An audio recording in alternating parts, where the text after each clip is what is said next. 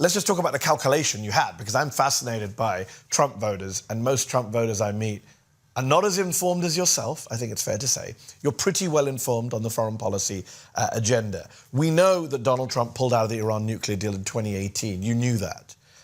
We know he assassinated top Iranian General Qasem Soleimani in 2020. You knew that. Those two decisions are basically why we are where we are now. It's why Iran started enriching at 60%, not the 3.67% they were doing under Barack Obama's JCPOA deal.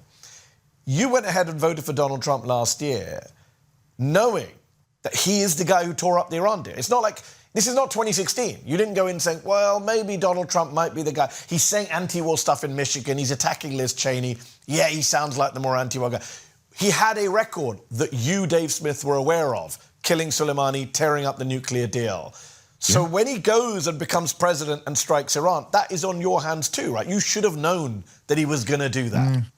Well, I don't really agree with that any more than I think that if Kamala Harris had won and continued the policy, which she certainly would have, of funding Israel's destruction of Gaza, I don't think you would have had blood on your hands necessarily. The truth is that we live in a system where there are two major parties. But I made it very clear, Dave, to people that I didn't agree with Harris's Gaza policy and that she would be bad on Gaza. You went into Trump. I was very clear. No, you suggested Trump would be more anti-war, didn't you? Or am I wrong on that? No. I mean, I said, I always said going in, and I always was very clear on criticizing Trump for leaving the JCPOA and taking out Soleimani. I thought was a horrible decision that could have led to a catastrophe if not for Iranian restraint. But no, I was very clear on that, and I was very clear that the biggest concern with Donald Trump was Iran. I said from the very beginning that that was the thing that was going to make me turn on him if he went in that direction. And also, I always knew it was inevitable that Donald Trump would mess up and that I would turn on him and be criticizing him. I mean, I wish he hadn't. I will say this. I